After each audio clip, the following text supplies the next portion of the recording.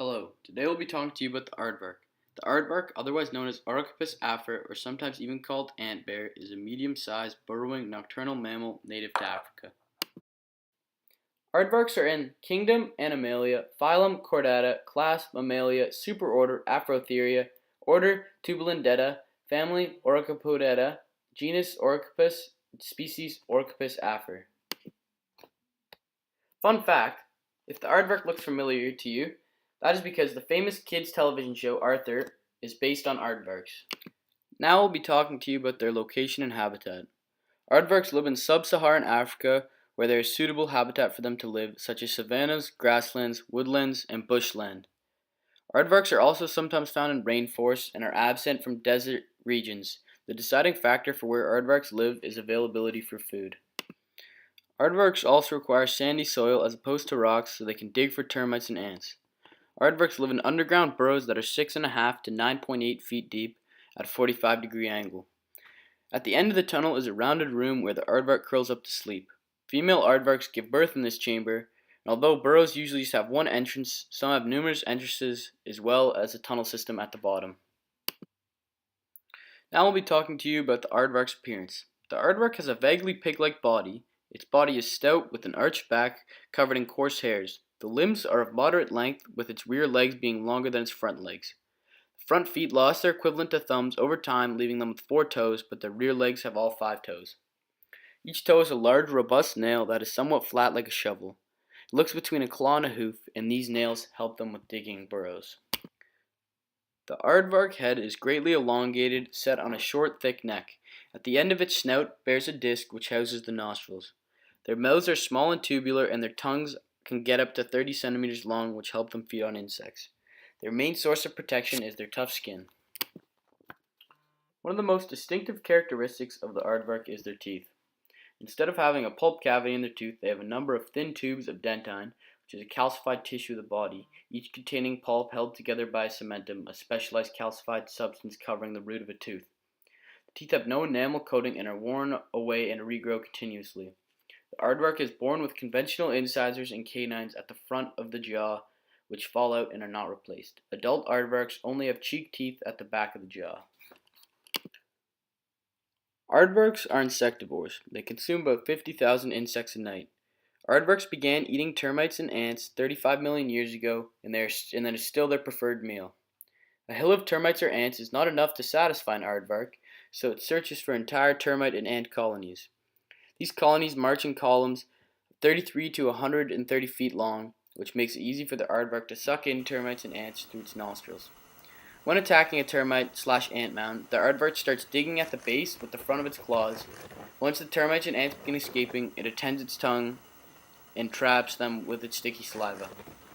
This is an aardvark eating ants and termites. Now we'll be talking to you about the aardvark's evolution through history. The aardvark is not closely related to the pig, rather it is the sole extant representative from the obscure mammalian order Tubulindeta, in which it is usually considered to form one variable species of the genus Orcopus and the sole surviving genus of the family Orcopedeta. To put that in simpler terms, the aardvark is the only member of its genus, order, and species. The aardvark is not closely related to the Southern American anteater. Despite sharing some characteristics and a superficial resemblance, the similarities are based on convergent evolution. The closest living relatives to the aardvark make up the superorder of Afrotheria. This superorder includes animals such as the elephants, tenrecs, golden moles, hyrexes, and all their distinct relatives. The Ptolemaida is a taxon of a wolf-sized Afrotheria that lived in northeastern Africa during the Paleogene era. Fossil evidence of the Ptolemaida suggests that it was related to the aardvark through their skulls. As you can see, they both have fairly similar skull shapes, and their teeth were also very similar.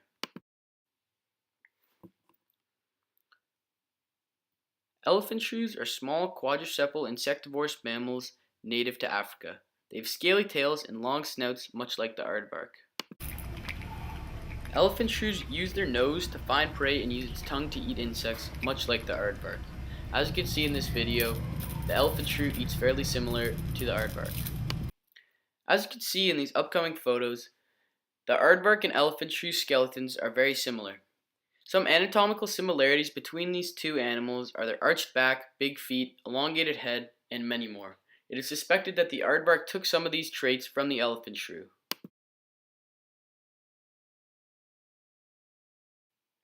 The third ancestor of the aardvark is the giant otter shrew. The giant otter shrew is a semi-aquatic riverian afrotherian mammal indigenous to sub-Saharan Africa.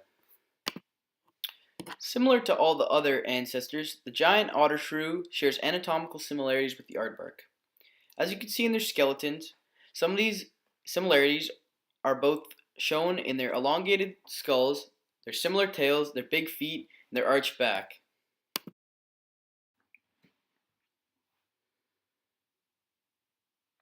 The aardvark is known as a living fossil, which means its ancestors date to a very long time ago.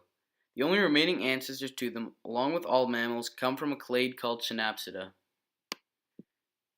These two ancestors are called the Eupelicosaura and the Sphenacondytia. These animals would stem all mammals, and through different adaptations and variations would lead to the creation of the aardvark. Overall, the aardvark is a very unique animal that was a lot of fun to learn about. However, with the aardvark being the only animal in its genus, order, and species, and it also being known as a living fossil, I had a very hard time finding evolutionary ancestors, and I had to dig very deep into the history of existence to find ancestors.